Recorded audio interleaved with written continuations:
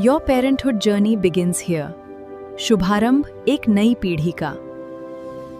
नमस्कार, आप देख रहे हैं ब्रेकिंग बिहार। अभी हम हैं दृष्टिपुंज हॉस्पिटल में और यहाँ के डायरेक्टर डॉक्टर सत्य प्रकाश तिवारी हमारे साथ हैं। इन दिनों जिस प्रकार से शाहपुर की घटना लगातार चर्चा में है और अभी तक कोई काम नहीं हो पाया, और उसके बाद जो विवादित डीएसपी हैं उनको पटना में जहां से पोस्टिंग दे दी गई, वहीं नागमणि के बयानों ने आग लगाई हुई। इन तमाम मसलों पर बात करेंगे। सर, सबसे पहले जानना चाहेंगे कि नागमणि ने जो इन दिनों अपने बयानों से आग लगाई है, नागमणि जी का आज कोई वैल्यू नहीं है, क्या कहेंगे सर? देखिए, ऐसे बयानों को तवज्जो देने की आवश्यकता नहीं है। कुछ लोग होता है कि जब राजनीति में एक समय पर शिखर पर थे और आज कोई पूछता नहीं है, कोई जानता नहीं है, तो लोग लाइमलाइट में आने के लिए इस तरह से अनर्गल प्रलाप करते हैं। ऐसे बयानों को हमें महत्व नहीं देना चाहिए, और इससे इस तरह के बयानों से समाज की जो संरचना है, जो लोग एक दूसरे से जुड़कर और अच्छे से रहते हैं, उसके जड़ पर ये मट्ठा डालने का काम करते हैं सब। लेकिन सर, बीजेपी के कड़ी निंदा, बीजेपी के जो बड़े नेता है सर, इस पर कोई आवाज नहीं, कोई किसी का कोई क्यों महत्व देंगे? देखिए, कोई भी व्यक्ति ऐसे कुछ भी अनाप शनाप बोलता है तो बड़े नेता हर जगह टिप्पणी देंगे, ऐसा जरूर नहीं। नागमणि जी तो कह रहे हैं कि आज सम्राट का युग है, नागमणि का युग है। ठीक है, वो आप मान रहे हैं। मैं अगर मानूं कि मैं अमेरिका का राष्ट्रपति हूं तो मानने में क्या हर्ज है? मैं मान सकता हूं। घर में बैठा हूं और मुझे लगेगा कि नहीं, ईरान और अमेरिका की लड़ाई, लेकिन सर, मैंने ही चीज समाज में तो विद्वेष फैल रहा है ना सर। एक समय उन्होंने कहा था, तो मैं कह रहा हूं कि ऐसे बयानों को हमें बिल्कुल तवज्जो नहीं देनी चाहिए। वो अंदर से बहुत खुश हो रहे होंगे जब मीडिया के लोग उनकी चर्चा हो रही है, को चला रहे होंगे, उनकी चर्चा हो रही होगी, लोगों से कमेंट लेते हैं, बाइट लेते हैं, तो नागमणि को लग रहा होगा कि मैं जो एक मृत प्राय राजनीति में था, मुझे थोड़ी सी संजीवनी। सर, आपको याद होगा कोयरी आक्रोश महारैला गांधी मैदान में सुपर फ्लॉप हुआ था, 500 आदमी नहीं जुटे थे। उस समय उन्होंने कहा था, उपेंद्र कुशवाहा और अभी जो मुख्यमंत्री है, इनको जो शब्द उन्होंने कहा था सर, वो हम शब्द कहना नहीं चाहते। तो आप यही देखेंगे ना, जो व्यक्ति कोई भी बात कहता है तो उसका ट्रैक रिकॉर्ड क्या है, उसने समाज में क्या योगदान दिया है, समाज की संरचना में, समाज में जो भी लोग अच्छे कार्य कर रहे हैं उनके प्रति उसकी क्या सोच रही हो। क्योंकि राजनीति में कई बार लोग अपने व्यक्तिगत हानि लाभ को ध्यान में रखकर इस तरह के बयान भी देते हैं, तो ऐसे बयानों को हमें ज्यादा महत्व नहीं देना। नागमणि जी ने जो कहा कि कुत्ता बिलार है, क्रिमिनल है, इससे आप कितना सहमत हैं?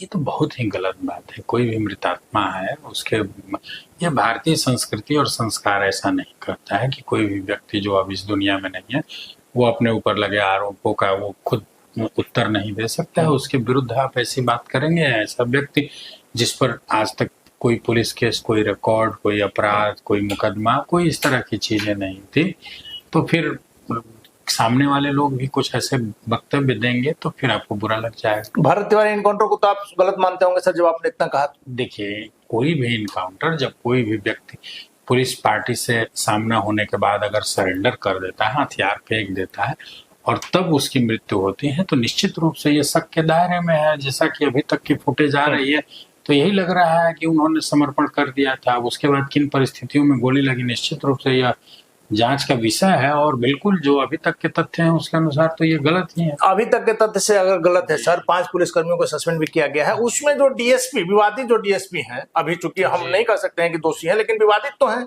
उनको कैसे पटना में पोस्टिंग दे दिया? जी, परिवार का आरोप उन पर है। चूंकि मुझे ये फैक्ट नहीं पता है कि जब वो पार्टी गई थी इनकाउंटर स्थल पर, तो क्या उस पार्टी के वो पार्ट थे, वो वहाँ स्वयं मौजूद थे, या जो वहाँ फील्ड में ऑफिसर थे, क्या उनके आदेश पर, इंस्ट्रक्शन पर कार्य कर रहे थे? तो ये सब तो न्यायिक जांच आयोग, जहाँ तक मुझे जानकारी है कि वो निलंबित नहीं थे। जो ये निलंबित पदाधिकारी हैं उसमें उनका नाम नहीं था।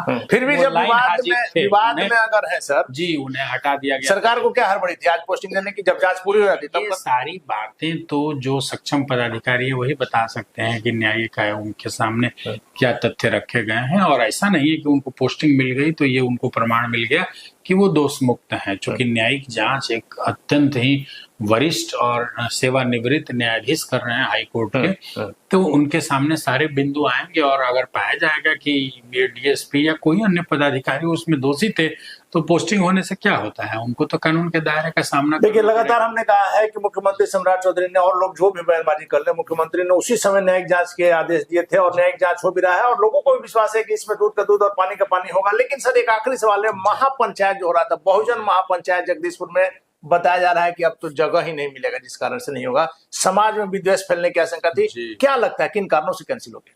जिस भी कारण से कैंसिल हुई, ये बहुत अच्छा हुआ है। इस तरह के पंचायतें जो हैं समाज में विद्वेष फैलाने के अलावा कुछ नहीं कर सकती हैं।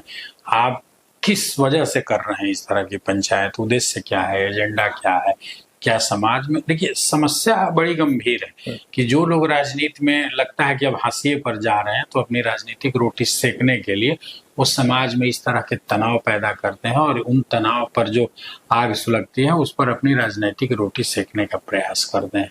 तो जब भी सरकार को ये समझ में आएगा, प्रशासन को समझ में आएगा, वहाँ के स्थानीय जो सरकार के पदाधिकारी हैं उनको समझ में आएगा कि नहीं भाई, इस तरह की घटना से समाज में विद्वेष फैल सकता है, आपसी समुदायों में तनाव हो सकता है, तो निश्चित रूप से उसको रोका जाएगा। भाई, भारत का संविधान के अंतर्गत ही तो कोई भी व्यक्ति आकर यहाँ कार्य करेगा।